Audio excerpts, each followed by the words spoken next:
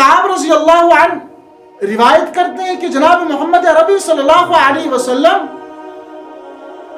منبر پر تشریف افروز ہوئے، اور جب پہلے تخت پر، پہلی سیڑھی پر جناب محمد عربی صلی اللہ علیہ وسلم نے پائے نازنین رکھا، قدم مبارک رکھا، تو فرمایا آمین۔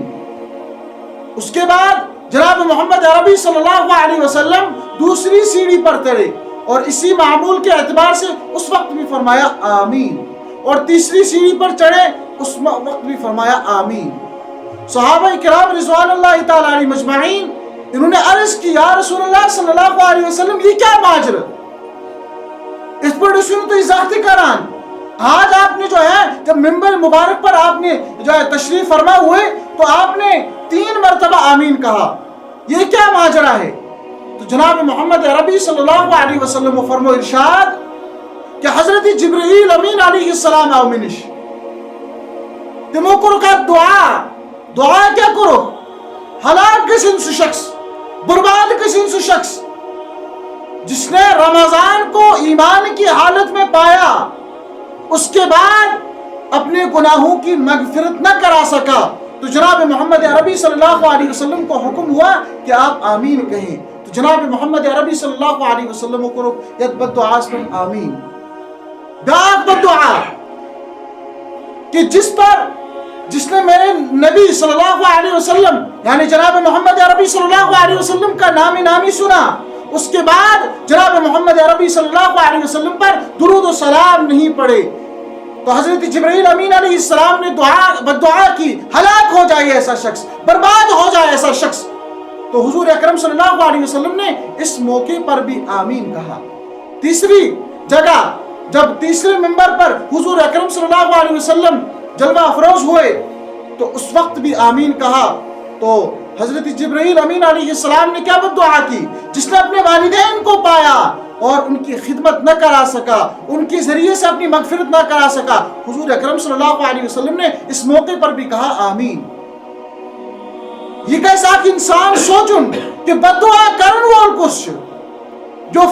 فرشتوں کا جو ہے سردار ہے، ملائکۃ اللہ کا جو سردار ہے، وہ بدعا کر رہا ہے، اور اس پر آمین کون کہہ رہا ہے؟ جناب محمد رسول اللہ صلی اللہ علیہ وسلم جو امام الانبیاء ہیں، جن کے لیے اس کائنات کو سجایا گیا، جس کے لیے اس کائنات کو بنایا گیا، وہ اگر دعا کر رہے ہیں اور حضور اکرم صلی اللہ علیہ وسلم اس پر آمین کریں، یہ دعا جو ہے رد نہیں ہو سکتی۔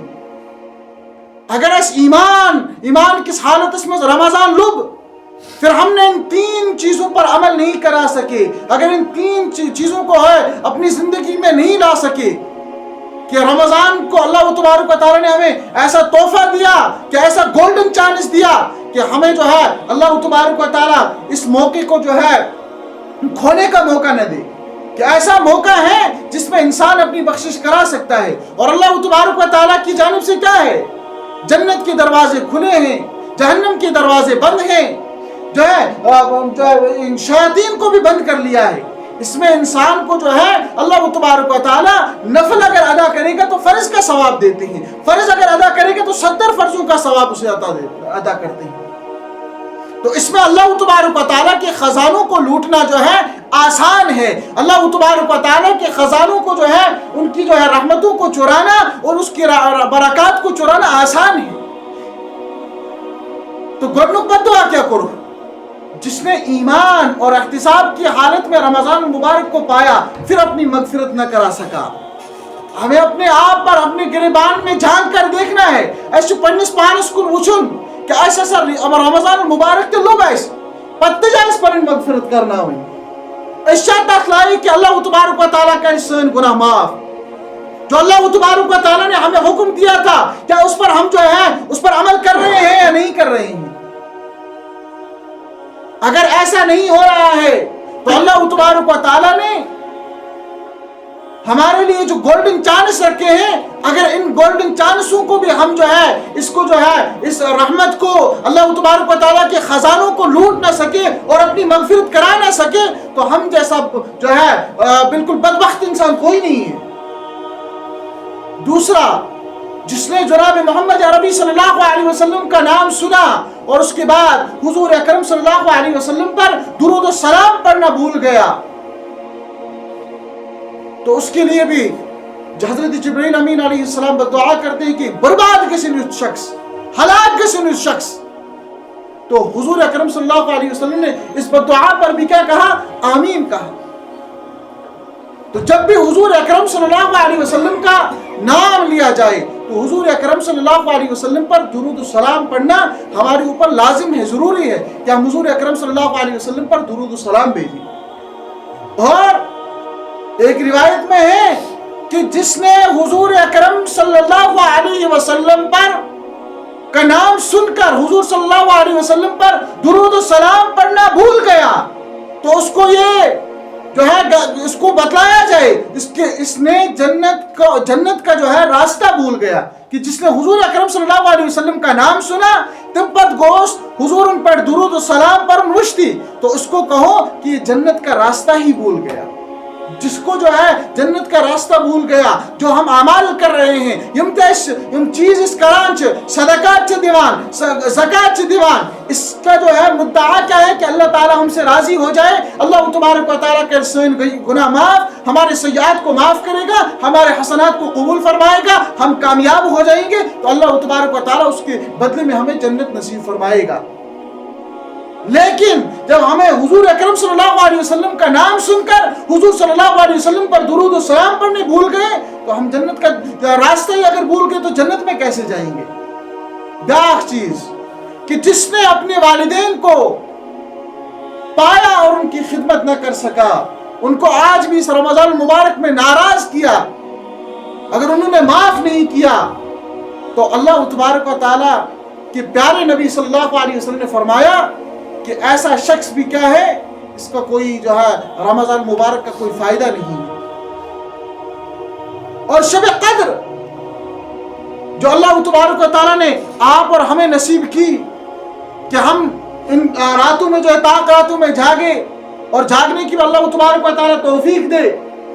اگر ہم نے شب قدر میں ایمان کی حالت میں شب قدر کو پایا،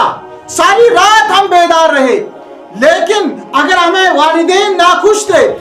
اس میں جو ہے عاقل لوالدین، اگر اپنے والدین اس سے ناراض ہیں تو اس کے شب قدر میں اللہ تبارک و تعالیٰ مغفرت نہیں کرتے. شب قدر جس کو اللہ تبارک و تعالیٰ نے کیا فرمایا، لیلۃ القدر خیر من الف شہر، یہ ایسی رات ہے جو 1000 راتوں سے بہتر ہے،